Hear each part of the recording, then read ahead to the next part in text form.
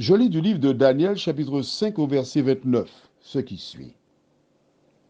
Aussitôt, Belshazzar donna des ordres et l'on revêtit Daniel de pourpre.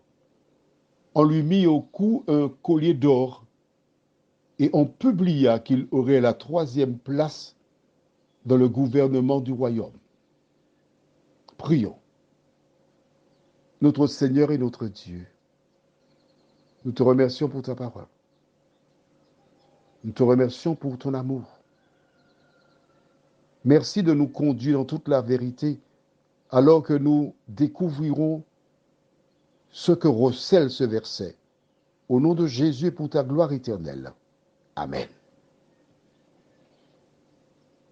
Qu'avait dit Daniel lorsqu'il fut appelé? Je lis au verset 17. Daniel répondit en présence du roi, « Garde tes dons et accorde à un autre tes prisons. Je lirai néanmoins l'écriture au roi et je lui en donnerai l'explication. »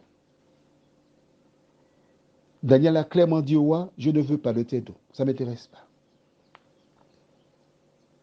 Que fait Belshazzar? Il fait les dons à Daniel. Sa parole n'a pas de valeur. Tu as dit cela, mais je suis le roi. J'ai dit, j'exécute. Tout ce que tu as à faire, c'est de fermer ta bouche. Tu racontes des blagues. Tu oses dire que mon royaume sera divisé et donné aux Mèdes et aux Perses. Attention, les Mèdes et les Perses, pour ceux qui sont habitués à la Bible, ce sont les descendants du roi Assuérus. Le roi Assuérus, c'est lui qui avait épousé Esther, la reine Esther, et dont le cousin Mardoché fut premier ministre. C'était des Juifs. D'accord?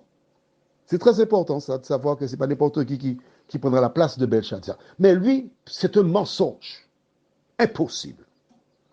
Que cherchait Dieu en agissant de la sorte? Allons au livre de Jonas, chapitre 2. Le peuple de Ninive faisait ce qui était mal aux yeux de l'Éternel.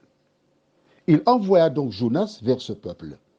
Et je lis à partir du verset 3 ce qui suit.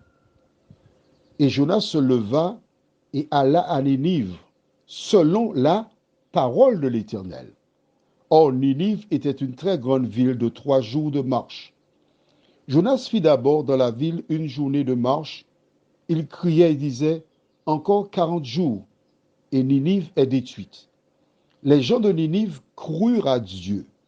Ils publièrent un jeûne et se revêtirent de sacs, depuis les plus grands jusqu'aux plus petits. La chose parvint au roi de Ninive. Il se leva de son trône, ôta son manteau, se couvrit de sacs et s'assit sur la cendre. Et il fit faire dans Ninive cette publication, par ordre du roi et de ses grands, que les hommes et les bêtes, les bœufs et les brebis ne goûtent de rien, ne pèsent point et ne boivent point d'eau, que les hommes et les bêtes soient couverts de sacs, qu'ils crient à Dieu avec force, et qu'ils reviennent tous de leurs mauvaises voies et des actes de violence dont leurs mains sont coupables. Qui sait si Dieu ne reviendra pas et ne se repentira pas, et s'il ne renoncera pas à son ardente colère, en sorte que nous ne périssions point. Dieu vit qu'ils agissaient ainsi et qu'ils revenaient de leur mauvaise voie. Alors Dieu se repentit du mal qu'il avait résolu de leur faire, et il ne le fit pas. Que dégageons-nous de cela? Voici les gens de Ninive, en apprenant que Dieu sévira, détruira leur ville. Ils connaissaient l'histoire de Sodome et Gomorrhe. Ils se sont repentis. Même les animaux, on les a vêtus de sacs pour montrer à Dieu que fais-nous grâce. Lorsque lui, Belshazzar, reçoit le message de Daniel, que fait-il? Il prend ça à la légère. 2 voix. Ceux de Ninive qui croient, qui s'amendent, et Belshazzar qui continue sa vie. Prions. Notre Seigneur et notre Dieu, merci. Merci pour ta parole qui nous indique comment nous sommes continuellement en présence des forces du mal. Mais ce que tu désires, c'est que ta parole soit au fond de nos cœurs. Le roi de Ninive crut, il changea de conduite. Belshazzar ne l'a pas fait. Qu'adviendra-t-il de lui? Qu'adviendra-t-il de nous qui faisons comme lui? Prions.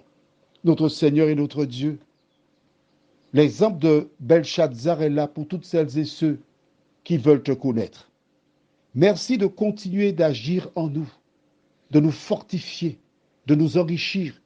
Merci, ô Dieu, de nous aider chaque jour à conserver nos yeux rivés sur toi et que rien ne vienne nous séparer. Nous t'en prions. Au nom de Jésus et pour ta gloire éternelle. Amen.